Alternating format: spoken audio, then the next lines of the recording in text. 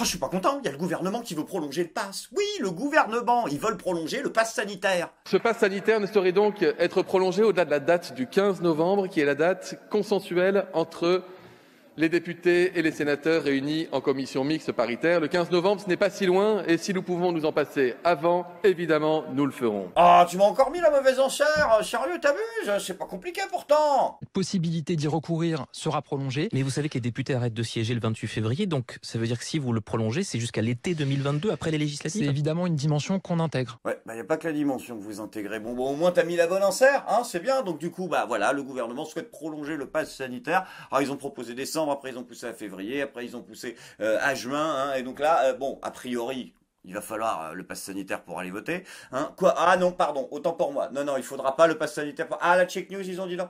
Bon, alors, ok, bon, si la Check News, ils ont dit non, désolé, c'était un propos complotiste. Attention, ceci était un propos complotiste. Jusqu'à la prochaine déclaration du gouvernement. Merci de votre compréhension. Ah ouais, il est mignon, Gabriel Attal, mais il est là, oui, il est évident que le pass sanitaire ne sera pas nécessaire pour aller voter. Oui, mais attendez, enfin, on est bien d'accord que le pass sanitaire, au départ, vous avez dit jamais on le met. Ensuite, vous avez dit on le met, mais genre jusqu'en novembre. Ensuite, vous avez dit décembre. Ensuite, vous avez dit février. Et finalement, vous souhaitez juin, en fait. Et si tu rajoutes à ça, genre, la team fou furieux de l'REM, là, qui veut carrément le mettre dans le droit commun, je veux dire, à ce moment-là, nous, voilà, au niveau de la confiance, ça a été légèrement érodé. Après, si vous dites que vous le ferez pas, je veux voir les doigts. Et puisqu'on en a à parler de confiance érodée, hein, bah, y en a un qui est quand même le champion hors catégorie en ce moment, hein, c'est Emmanuel Macron, qui s'est pris un œuf dans la gueule. Merci, Monsieur le Président.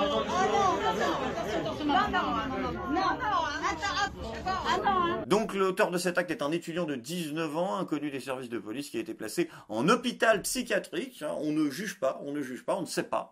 Hein. La gueule d'Emmanuel Macron n'est toujours pas une circonstance atténuante en droit français. Quant à notre leader suprême, il se prend définitivement pour Kennedy. Ça devient grotesque. Pose caca. Il ne s'est rien passé, d'accord? Tu n'as pas été victime d'une attaque. Non, ce n'était pas un œuf dur, et tu le sais très bien d'ailleurs. Si tu es tellement mou que l'œuf a rebondi, donc arrête de nous prendre pour des cons. Non mais je suis sérieux, pose caca, tu te ramollis vraiment là. Tu régresses à un tel niveau, t'es à ça de devenir François Hollande, hein. Ah ben je suis désolé, déjà tu t'es pris une tarte et des œufs, bon, il manque plus que la farine pour devenir un flan. Mais au niveau de ta politique internationale, on dirait vraiment du flambi. Et encore, le président australien assure qu'Emmanuel Macron ne répond pas à ses appels en pleine crise diplomatique. Nouvelle étape de régression pour notre président enfant maintenant, il boude. Et après, autre point commun avec François Hollande, c'est que bon, il fait le malin avec les bouffeurs de kangourous, ça on rigole, mais dès que l'oncle Sam a claqué les doigts, il a couru à la niche tout de suite, comme François. En effet, notre leader suprême a eu un entretien avec Joe Biden pour, attention, tenez-vous bien, clarifier la situation. Donc, il a tapé du poing sur la table, et il s'est fait mal le cochon, parce que, y a quoi, on clarifie quoi? Vous nous avez niqué? Ok, ouais, non, c'est bien ça. Enfin bon, après, on sait pas, hein, mais tout de suite d'ailleurs, les images exceptionnelles de cet entretien entre Joe Biden et notre président. You stupid son of a bitch! Oh non, t'es dur! T'es vachement dur! Non, moi je suis sûr qu'en vrai, il a eu genre un tout petit peu plus de dignité que ça. Après, me faites pas dire ce que j'ai pas dit. Notre président a quand même tapé un petit peu du poing sur la table. Non, il a dit on annule la réunion. Hein, la réunion.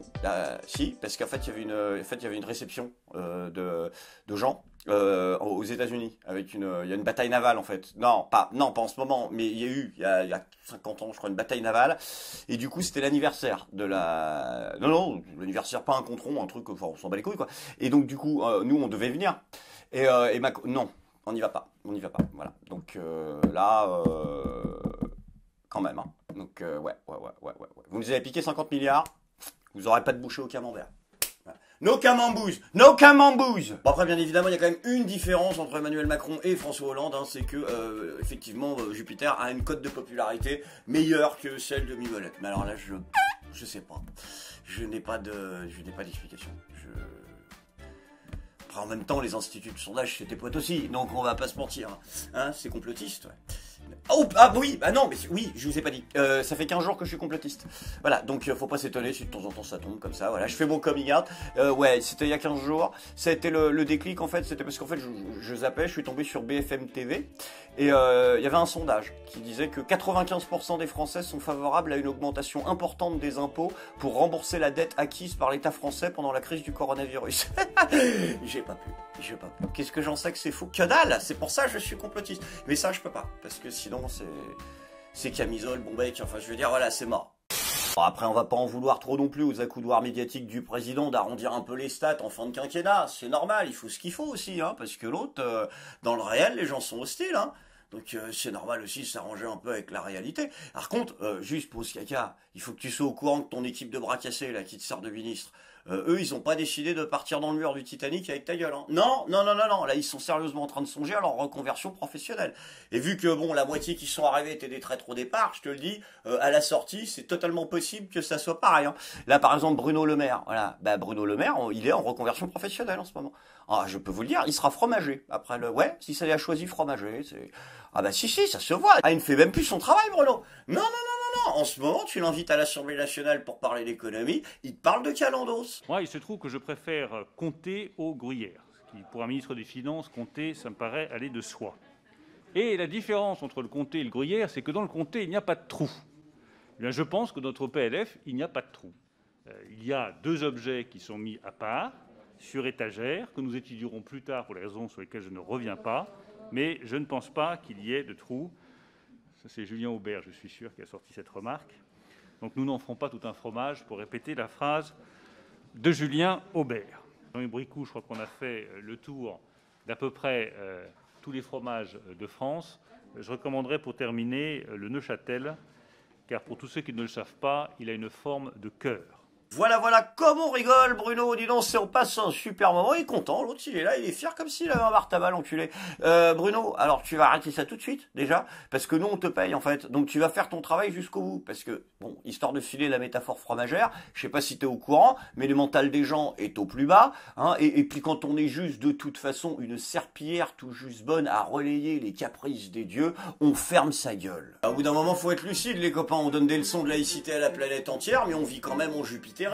Et d'ailleurs, puisqu'on en est à parler de religion extrême, hein, donc on a des nouvelles de nos amis talibans en Afghanistan. Ça avance. Alors si, en fait, on s'attendait à la nouvelle constitution. Bon, ils ont repris la constitution de 64, mais ils ont juste enlevé tout ce qui concernait les femmes, en fait. Toutes les avancées des femmes, ils ont mis un coup de Tipex, en fait. Ils ont mis du blanc partout. Et puis, oh, d'ailleurs, oui, parce que ça m'y fait penser, il fallait que je vous dise. Alors, je vous aime absolument pas, hein, les talibans, vous allez probablement bien foutre la merde dans la région. Mais histoire de limiter les dégâts, parce que vu que je sais qu'en ce moment, vous recrutez là pour votre gouvernement.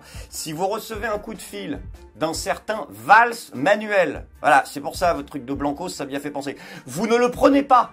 Non, vraiment, parce que là, ça va... Ah ben, vous allez déstabiliser le Moyen-Orient jusqu'au fin fond de l'Asie avec lui, donc c'est terminé. Non, il va vous emmener dans des histoires d'Israël, je crois que vous n'avez pas vraiment besoin de ça, hein, donc c'est mort. Vous dites no pass around. Et puisqu'on n'est jamais trop prudent, pareil pour une certaine Royale Ségolène. Hein. Non, mais si ça peut arriver, parce qu'elle vient de se prendre une défaite au sénatorial, là, c'est une catastrophe. Hein? Combien de voix elle a fait? 11. Sur 532. Oui, bien sûr. Voilà, c'est l'humiliation politique de la décennie en même temps, mais c'est pas grave. Mais non, elle a dit que c'est pas sa faute. Elle a dit c'est la faute en fait de ceux qui ont mis d'autres candidats en concurrence avec moi. Cinglant revers pour Ségolène Royal. L'ancienne candidate à l'élection présidentielle a perdu son siège au Sénat hier soir. Elle a été sévèrement battue à l'élection des sénateurs représentant les Français de l'étranger. Elle a eu 11 voix sur 533 possibles. Quand la gauche est divisée, elle perd. Voilà. Le Parti socialiste avait décidé de mettre un candidat contre moi. Il y avait une autre candidate, donc ça faisait 4 listes de gauche.